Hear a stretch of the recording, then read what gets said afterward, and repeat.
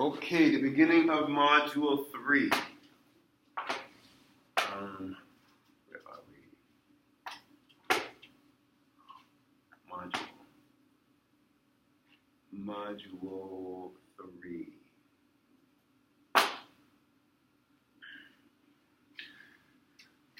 In Module 2, we had 3 articles to read.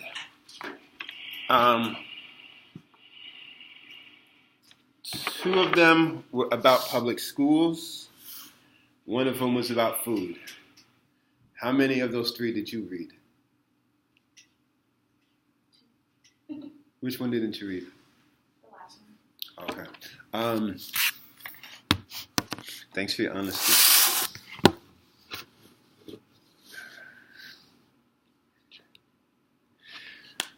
The first one was really just a practice to, it is, like I said, one of the times in here that I've been reading for 20 years, maybe less than 20 years, journal articles, not even 20 years, but this is the easiest and shortest and most digestible for a layman article I've ever come across. That's why I include it. Not only was the food one easy and short, but anybody in here could continue with this study and publish an article. If you ever wanted to, you're never going to impress your friends with a published article, but maybe you want to impress another professor with a published article. Let's go do that next spring and just drive around to grocery stores in Miami and publish our findings. Literally, you could go into grocery stores and just pick one thing and say, I'm just going to count the amount of options for organic yogurt or organic milk. Yeah, the grocery store next to my house is a nice one. And there's there's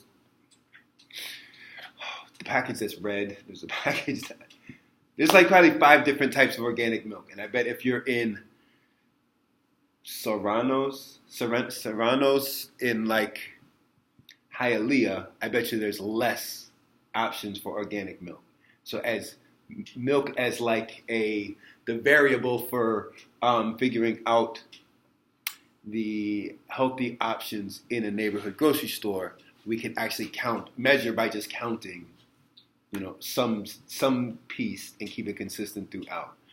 But what we're doing is a poster as a case study for Miami, and it's about schools. So the first article about food was just practice to know how to read an article. The other 2 articles are going to go into our poster, and we need to read one more article. Really, if you're going to conduct a study, you need to read more than 3 articles. If you ever look at the back of an article and see all the citations or references, they've read 50 to 100 different articles. For the purposes of this, we're going to read 3 to give us a broad overview of what the theory is, what is published about why there's such a performance gap in schools, and in general, low income and being Black or Hispanic / Latin American is where the gap lies. So there's 3 articles that cover kind of those topics, and we're going to use that as our lit review, our very shortened lit review. So what is the first thing in the overview I wrote? There's the title of the last article we need to read. I say we have read, after you've read that one there, we have read 3 articles, published research articles, and dissected them and categorized them into our sections of the abstract, lit review, method, data, conclusions, and future. What we're now doing is the future research. We are doing a study about Miami-Dade, given what people have said when they've studied. They've said when they did a study in such and such location, these are the results. There's going to be a lower performance for those things of low income and minority groups, Black and Latin American. So now we're going to put it to the test. We've read these articles. Let's just say we've read every article that's out there about this. We're now going to go put it to the test and measure our outcomes based on what we think is going to happen. That is the leading theory, is that these are going to produce a gap, and now we're going to put it to a test in Miami, and I've given you data to use. So what else to say? We have read these articles. We are now going to make our own poster of an original research study on Miami public schools. The papers we read or are assigned in other classes are written by experts in their field and have been studied for years. That's not us. We are your undergraduate students. You're not an expert in your field. You don't have a PhD and years of experience doing research. We've had 11 weeks to understand how people design and do a research study. But that's just as good as a whole PhD program, right? Your silence speaks volumes, and I guess that means a resounding, yeah, of course, duh. So we're just 11 weeks in and doing a case study in the remaining 4 weeks. I think we have more than 4 weeks. You're going to actually turn this in. The very last day to turn this in is, I think I said December 10th in the schedule. Somewhere in here is the schedule. Somewhere around there. It says it in there. Okay. What we will do will not be as good as what we have read, because they're experts and like been studying this forever, and this is like their little piece of expertise. The people the articles we read about schools are written, and it's not just one person. Each one of those articles had multiple people on it who are experts and like get contracted to go and study data, and they also had access to huge data sets. Our data set is small. It has 35 schools in it for Miami-Dade County, and I gave it to you. But I also gave it to you. Oh, this is the thing of having two computers. But a chair of wheels is great. Where was I? Okay. What we will do will not be as good as what we have read. So understand, you're not going to be as good as the articles we read, and it's going to be much more simplistic results and conclusions. But it should be interesting. I think last class we already said, without even looking at it, we know. But don't type in your conclusions things you know. You can only put in things that you found in the data. But we have a suspicion that these are not going to be the same results as the rest of the country, just based on what the Latin American immigrants, actually really just all immigrants in Miami are a little bit different than why people immigrate to America to go to other cities. So we're going to have a different group. Our data set is going to be, our population in the data set is going to be different probably than like case study or studies of the whole country. Where was that? Will not be as good as them. Okay, so what we're doing will not be as good as what we read and will not be quite ready for publishing, but in this process, you will understand how the parts of a paper work together. And honestly, the first article we read, we could actually publish an article like that about food in one semester. And we could even publish an article about schools. Now that you kind of know how the pieces of a paper work together, you read what other people have said, you get your own piece of data, and you find out how your data matches up to what the rest of the literature says. You probably could publish an article about schools in Miami.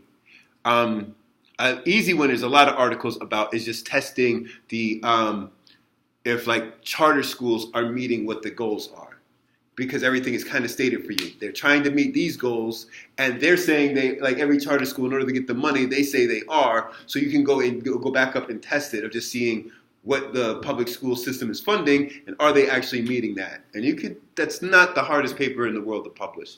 Anyway, so if you had a job in social sciences, you would take these same sections, call them something different, but put it all together for what your job entails. Whether it's a grant proposal, a policy impact for the mayor or governor report, etc.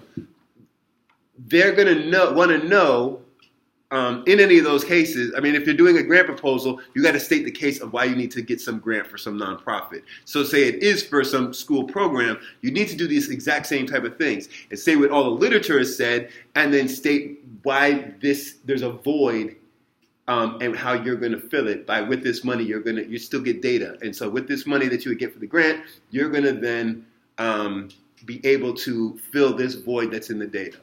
And that's the same thing that we're doing when we write this paper in academic terms. If we were working for the government, we'd have to state where we were and what the rest of the reports are saying, and then this is the data for 2019 and where is the void, and we'd analyze the data to say Our schools are all performing well. These schools are underperforming. This is the population that's in there. And with more data, we can find out maybe we need more after school program. Maybe we need more ESL. And I always forget what they call it now. It's not ESL. English is a second language. It's just, I think it's like ELL or something. English language literacy, maybe? I don't know. They changed the name of ESL now. It does the same thing. It just has a different name. So if we went off to grad school, then you would be trained on how to expand what we were doing here into your topic area and be able to publish your findings. So to sum up this beginning of Module 3, in the poetic and lovely words of Mr. Iverson, you probably don't even know what I'm talking about there. Allen Iverson had the funniest press conference when he was about to get fired from the NBA because he wouldn't go to practice. And watch it on your own time. So we're talking about practice here? And to answer him, yes, we are talking about you practicing. So what goes into these sections, generally not specific to any article. So write down the sections and in a sentence or two explain what goes into there. What is the abstract? What is the lit review? What is the methods, the data, and the conclusions? So what's in the abstract? A little bit of what is the article going to be. Yes, a little bit of what this study is. So the abstract is an overview of all the sections that are going to be in the rest of the paper or poster. So like in your abstract, you'll probably have a sentence or two of what is, you're going to sum up in a matter of a paragraph what the literature says, what you're going to do, what the findings are, and what we can conclude. Yes? Are you going to want us to do the citation for the articles that we're going to use? Yeah, those 3 articles, we're going to want to put those in our research. Yes. And they just get a little section at the bottom. I think there's a template which you can follow kind of for the lazier student, but you don't have, like you can make your own template and make it more creatively designed. I made a very basic template of a poster. And one more question. We're only going to submit it online, right? Yes, you're not presenting this. No. Okay. No. Just submit it. But the last day of class, oh, we were just talking about you. Yay. It is weird. Where is that guy, What's Julian? weird? That only the females showed up. There's no. Oh, shoot. Look around. There's that guy who sits right here. We want to be in power. In power. Okay, this is a good start. This is a good start. All right, so that's what's in the abstract. What is in the lit review? The articles that we read. Those 3 articles are our lit review now. The methods. What is going to be in that section? The thing you did to extract the data. Mm-hmm. And how you utilize data to get to your conclusion. Yeah. Well, we don't want to go into the like how we're going to use this data to like answer this question or fill the void of the literature.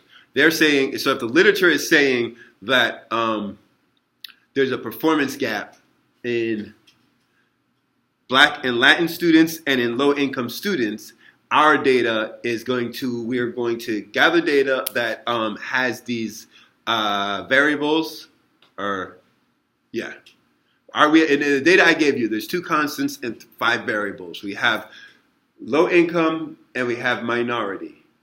Those are the constants. And then there's 5 variables. We have like math performance grade, English performance grade, science performance grade, graduation rate, and school grade. Those are the 5 indicators of performance. And then we have what we think are the factors of a gap. Minority and income. And then the data section is going to be the results of our data. And so far we've learned how to make visuals and find out what was key in there, right? What was significant. We don't have all the skills in the world. We don't, like today, social scientists use computer programs to actually find much better results of what's significant than us just making a visual and finding out where the highs and lows are. But this is the first methods class. The second methods class that you take will explore the direction you want to go. So in quantitative methods with Dr. Lai, you learn Stata, and Stata produces statistical results. With Dr. Mahler, you would learn qualitative methods where once you've figured out the groups that you want to target, you then figure out how do we interview or design a questionnaire or a qualitative data gathering from that population. Or if you went on to do GIS with your professor, Dr. Scott, we would spatially analyze what if there are, like in Miami-Dade, we could put all the schools and the performance and then other factors in there to find out what is the spatial relationship of these grades. And then what goes into the conclusions?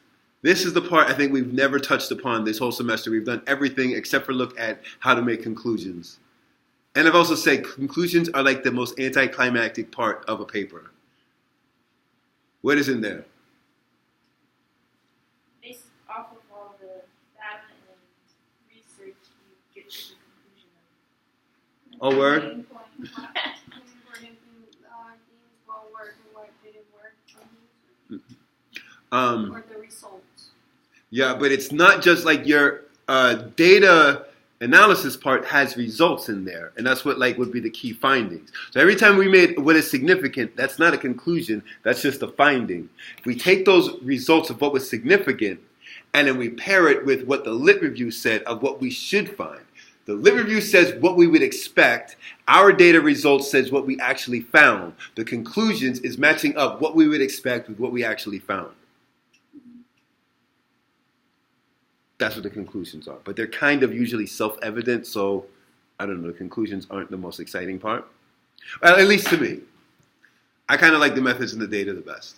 Because you could just read the conclusion and then you got the Yeah, but, okay, if we were going to look at the conclusions almost become irrelevant without the methods and data because you got to look at how, we could talk about schools in Miami and their performance, and how we design the methods of it is going to create what the conclusions are. So the conclusions almost become irrelevant without knowing and understanding the methods of it. So if we're looking at methods, like, all right, I remember when I was writing my dissertation about public housing in DC, and I remember reading this paper early on that was saying the exact opposite of what my research was. And I was like, wow, what the hell? Am I doing this right? Why do they have the exact opposite conclusions? But their methods were a little bit different. And that's when I really realized that, like, holy cow, the little statement at the end isn't what's important. It's the methods and the data and the results of that is the most important. So we can look at immigrant groups in Miami, but depending on how we're putting this together, okay, like simply put, like if Miami, like census divides up Miami between white, black, and Latin. If we divided up the school districts by white, black, and Latin and looked at the performance result, we would come out with different conclusions than if we looked at perhaps the ethnicity and time they came to this country. Depending on how we are going to divide up what the data is and look at it, we're going to get completely different results. So the conclusion is, it's an important part because it's again, think about the importance of this, of what we would expect from what everybody else has said and what we actually find in our data. But it's also like when you're doing this, the conclusions after the whole, oh man, where did this thing go? The whole project you're going through, and it's a whole lot of research and a whole lot of work, and the conclusions for our poster are going to be like 5 bullet points. That's it. That's very good. It's going to be 5 bullet points. Same thing with the articles that we've read. They're like 15 pages, and the conclusions are like a half a page at the end. So, all right, so that is what we are going to, that's what in general we are doing for each section. That's what we need, that's the type of things that need to go into each section. We are doing this case study in Miami. Think about what what we need to do in each section of this when we're doing our case study. So, like for, let me put for the lit review, maybe the title of those 3 articles for the data, and I did just send another email. I gave you a set of data. I want you to also find another piece of data. Once we have the results of this, go a step further to find another piece of data about what is maybe contributing to these gaps or something along these lines. All right, so this is a lot of the same sentences as the other one. So this is a case study of Miami Public Schools. These are the sections of the paper we are doing. These are the sections of the poster we are doing. We have already done these sections, though. We just need them to flow better. The articles we read this semester have these sections, and now the research study we are doing has these sections, too. People who write articles have PhDs and are experts in the field. We are just beginning, and this is practice. Wow, so I wrote it in this document and in the other document. I guess that's important to state. The most important thing here is not the actual study. The most important thing is to figure out how these sections are fitting together so that you understand how an actual study is gone. So that, like, from what everybody else has said to then you finding your methods based on what's missing in what everybody else has said, and then your data, and then the conclusions from the beginning to the end now. These sections are all fitting together. There are directions up already, but I'm writing again in a different way. Yeah, we just said that. The lit review, take the summary notes of the 3 articles we have read and then just turn them into a 3 paragraphs that like actually flow so that they're not just notes from 3 articles. So all in all, those articles should just produce a few paragraphs. And not even a few. You don't want to be too wordy. You want it to just, in general, and just make, you can't summarize this into less than a page. A half a page, basically. Those 3 articles, just make them a half a page.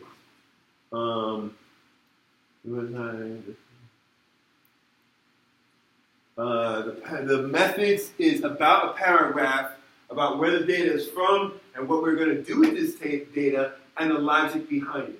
And what are we doing with this data?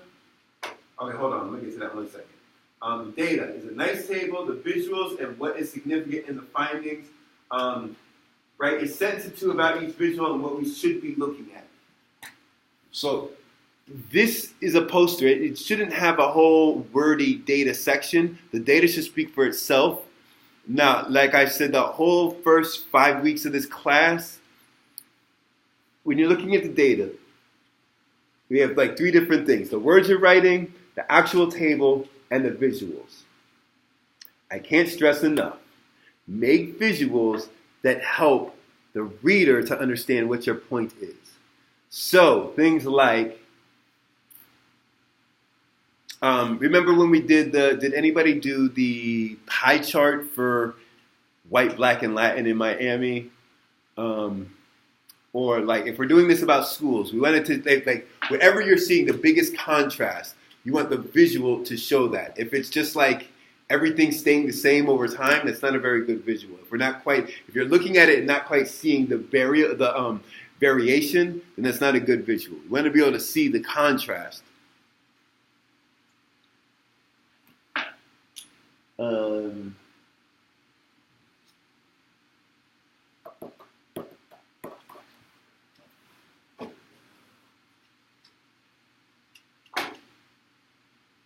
And the conclusion, take what you have found to be significant in the data results and explain why it's important, why I should care, and how does it relate to that's supposed to be a 3 lit review, or maybe it's to the lit review, and what others have found.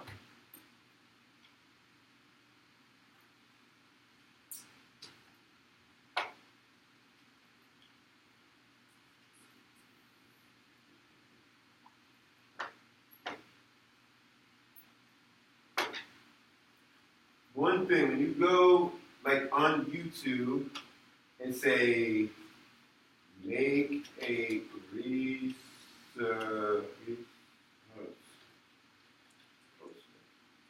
right, the first things that come up is PowerPoint and Photoshop. Anybody in here know how to use Photoshop? Right. But you know how to use PowerPoint, right? You should. There are like tutorials of how to make a science research poster. Oh, this one looks good. They're actually like, it turns the screen on when they're making it. So you can learn how to make it in PowerPoint like this. You can just be creative and make it designed how you want to design it. Some people are more artistic. It shouldn't be a damn, like a piece of artwork. Like you want people to actually look at the data and what your thing is and not be distracted by how creative, your poster is. So in YouTube, you can see how to make it. I also made a template. And by template, I mean there is each section just has words that you can then copy, click on, and then write your own words in there. So like title. You ever notice in research like good titles usually have like a semicolon in there, like gentrification in Miami, semicolon. The new population moving into Wynwood and the resulting whatever. It's usually like a semicolon. Authors' names, yours and mine. So in this template is like the definition of what should be happening in each section. I don't really want to read it to you. One thing to take notice of, I also kind of put in there what the size of font should be. And if you notice, like, there's this size, and then when you get to here, like, I made it really small. The references do have to be there, but they could be a really small font and not take up too much of your space on the poster. It's so funny. I just like gathered visuals just to throw them up there, just to say like, yo, the middle section of your data should be all full of visuals, but visuals that you make from the data. There's a lot of lazy students in the world, and even at FIU there are lazy students, and I think a lot of students think I'm not actually looking at this, and so if you imagine from knowing me not that well, but once a week for a semester. Yes, I like to look at the data, and I like to see what you made a visual of. I had students multiple times just kind of like throw in even the ones that I put up here, but I've seen them also just grab other things from the internet that are not significant, and like, wow, if you don't know how to do anything with data, I want to just give you an F, but, I guess I'll give you the lowest grade possible, but high enough so I never have to see you again. I'm kidding, I wouldn't. That's not how I do this. There's always truth in it. Isn't there though?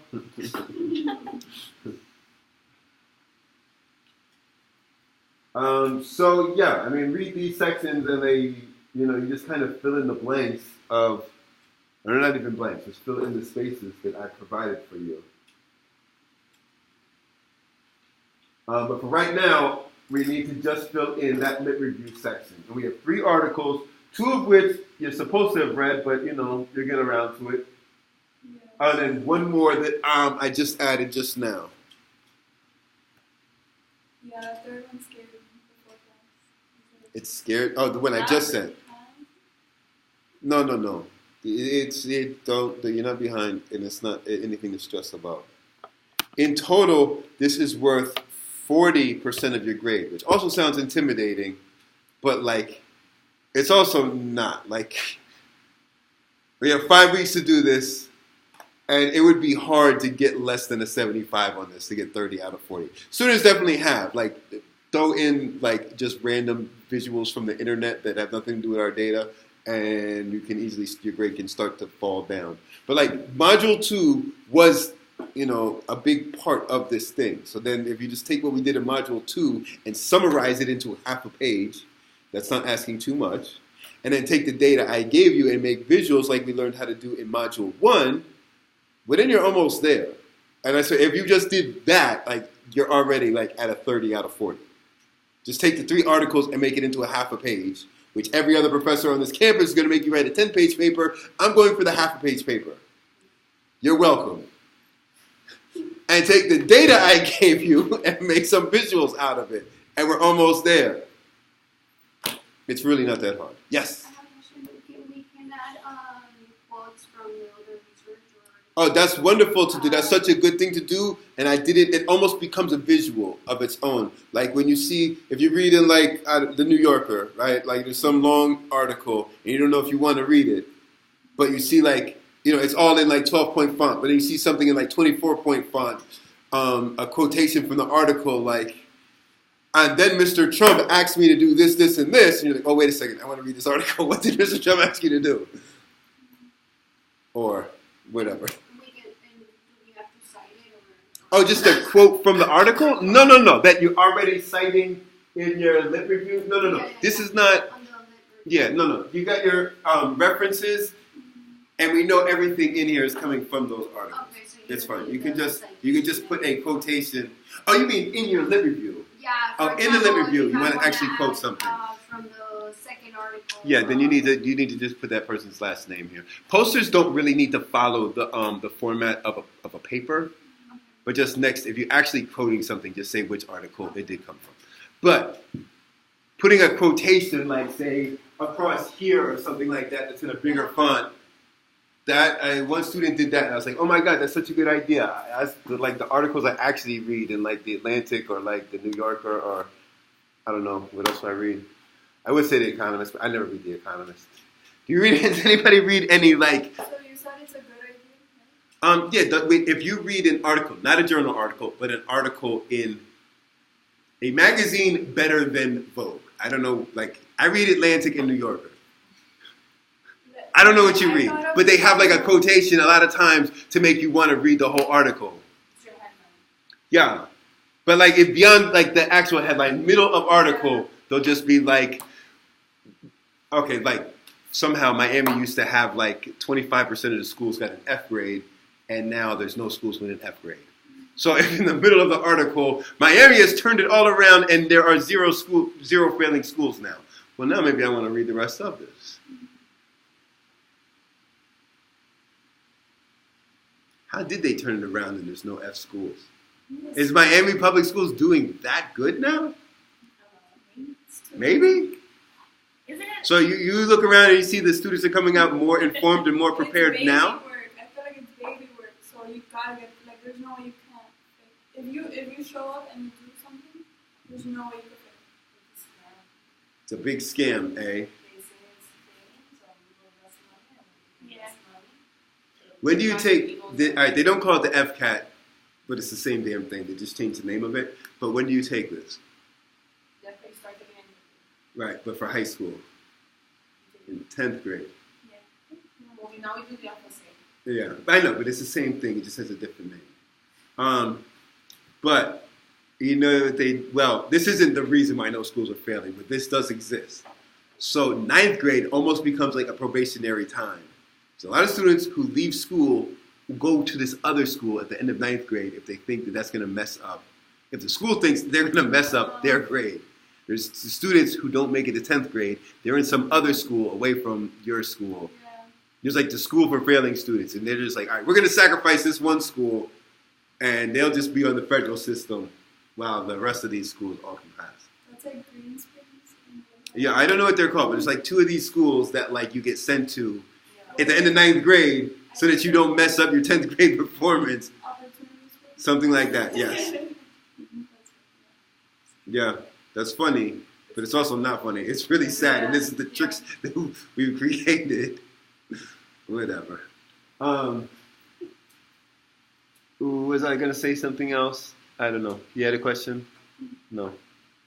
No, I'm already confused. I'll figure it out. You would want this in PDF, right? Yeah, when you're done making a PowerPoint, just save it as a PDF. Everything in life should be made a PDF. Because you have a Dell, let's say I'm using a Mac, which you heard me diss a lot of times. I don't really use a Mac, but I use it to record this class. It's gonna, if you turn in a document, it's gonna switch it around. And if you have like 2005 Word PowerPoint, and I have 2019 PowerPoint, it's really, just make it a PDF. PDF is transferable. Or portable. That's what the P in PDF stands for. portable digital file, portable document file, portable digital file, I think. Anything else?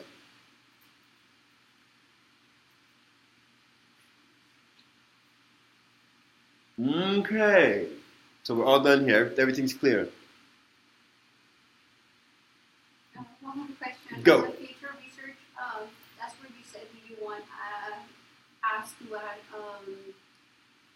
Another piece of data? Yeah. No. Your other piece of data should go into here as part of your results. Okay. What should you do in future research? Well, you can look at flaws in this design. Like I tell you, a flaw at the top is that Latin in Miami isn't a minority, and what we have is minority, which nationally includes Latin. But you know, Miami is going to be something. I mean, first of all, like some huge percent of the Latin population in Miami identifies as white, versus the rest of the country, they don't. So right there's going to be a flaw in our data, in the minority section of our data. That's a flaw with the research. Future research, though, you have all types of things. You probably would want to, I don't know. Well, first of all, you have 3 options of another research class to take after this. Do you teach number 2? Do I teach what? Research methods 2. No, that is quantitative methods with Lai. Qualitative is with Mahler, and I do GIS, and not just one. There's like multiple GIS classes, as well as a GIS certificate, and this class counts towards that certificate. You see how I looked into the camera for that one? Yes. I don't know your name. Have you learned how to address race, that's like non-biased to where you live? Because I feel like there's social race, and we would know someone as white, but in another part of the world, like they wouldn't know. Right. Well, you know, race changes. As soon as you leave Miami, race changes. But everywhere, I mean, that's what they mean by a social construct. Yeah. It's only existing in the mind of that population in that social network. So, well, these are things that we would need to address. And we try to, like, in social sciences, we don't really want to use race data, but they would say that's why we're calling it minority. But then we're running into this problem of minority, because even if we call Latin American ethnicity, there is a huge difference between Latin American ethnicity in Miami, which also is not, even that, like, it sounds funny for me to even say. But there's a difference, let's just say we're going to call it that. Latin American ethnicity in Miami versus the rest of the country, especially the other cities that have a Latin majority, which are like, do you know what they are? Like San Antonio, El Paso, maybe LA, but I don't even know if LA, but there's a couple like cities in, is it a majority Latin American? I don't think so. No, it's a lot. I think it's the largest population, but LA is like 9 million people. So I don't think it's a majority. Of the cities that have a Latin majority, they don't look like this. There's no place like a whole city like Coral Gables, which is like, I don't know, a huge population of Latin America, but it's also like the richest city probably in, no, Golden Sands is probably the richest city. Golden Beach is probably the richest city in Miami. And that's not Latin. But it just, the population coming here are not. What's it say at the bottom of the Statue of Liberty for immigrant? Like, give us your poor and needy or something like that. A lot of Miami has people who like escaped with their money, not escaped to be like labor for a second opportunity. A lot of Miami is people who had the opportunity and trying to get out. Like last class, we were talking to there's 2 Venezuelan people who came. Most of the Venezuelan large immigration of people coming from Venezuela was because of, it was when Maduro became, I mean, there was the first part was really the richest ones, or no, probably not the richest ones stayed in Venezuela when Chavez was president, but like underneath the very richest, those with money, but weren't going to benefit from this changing political system. And they came with their money and everything that they had. They're not like the ones who go to the bottom of the Statue of Liberty.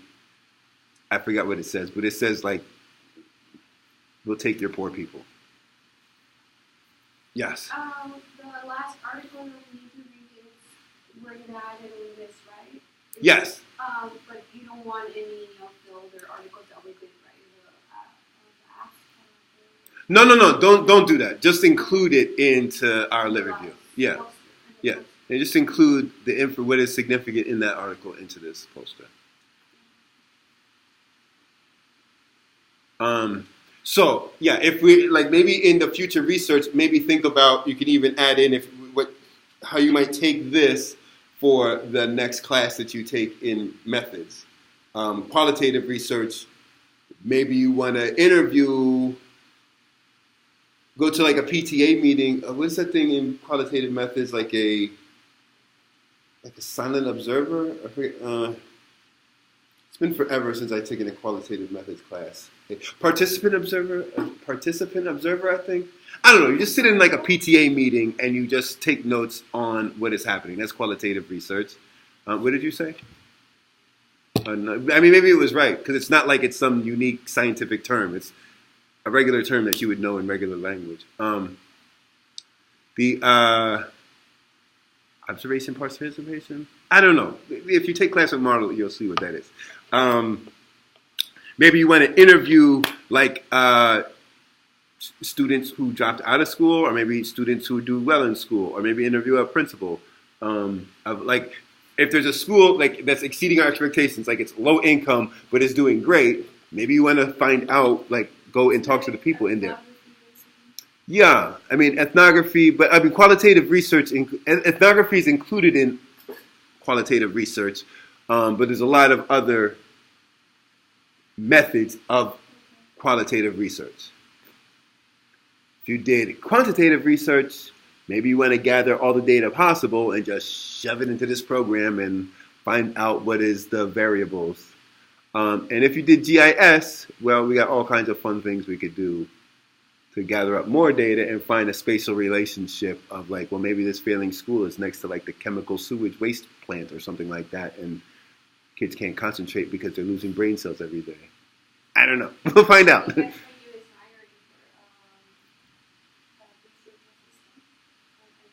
Oh, yeah? You gonna apply? Mm-hmm. So the future research, I mean, it could be anything that you want to add. Maybe you want to add charter schools to see, is that if there's a bunch of failing schools over here, then maybe is there a charter school that's picking up the slack, or is there a charter school that's contributing to schools failing?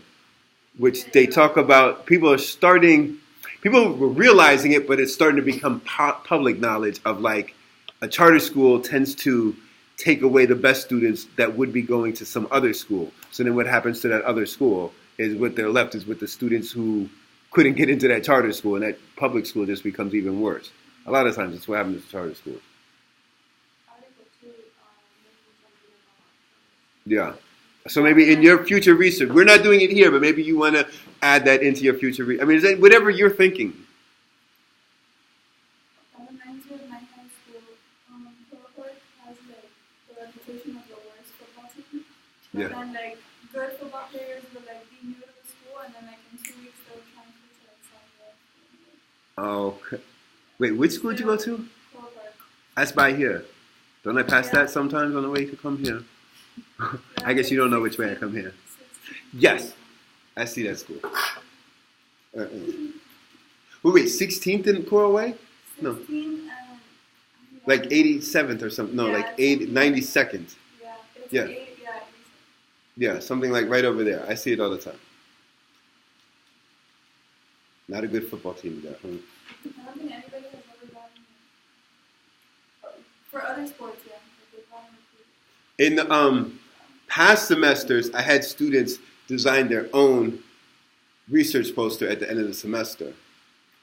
But if you imagine, not a lot of students really want to be social science researchers. I ended up with like some of the worst projects ever, and I just decided, it's better. Let me just give you the data. It's more important to see how all this fits together rather than you actually doing research on your own.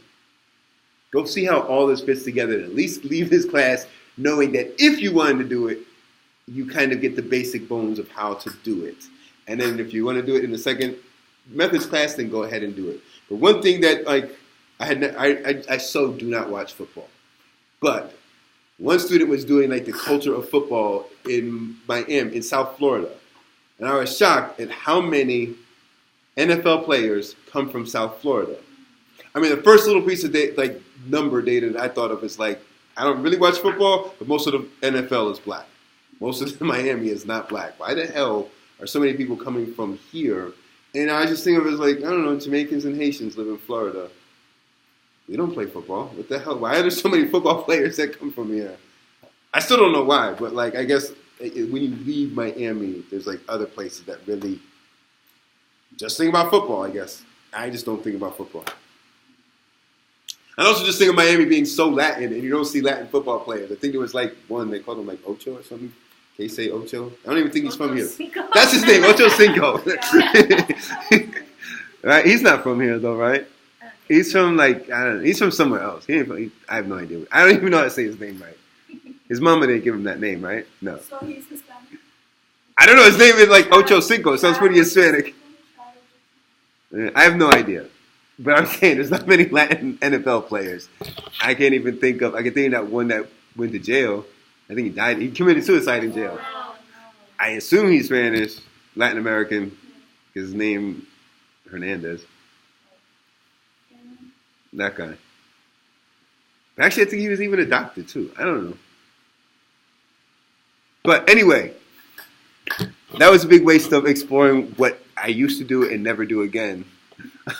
Letting students design their own research at the end. And I said, we're not there yet. Let me just design it. And we'll do it just about Miami. And you probably come in with your own opinions and experiences, but just stick to the data. Don't put your opinion and experience in there. So, I will see you soon, next week. I don't know what to do next week. I guess start on this and let's answer more questions next week. So bring in more questions. Great.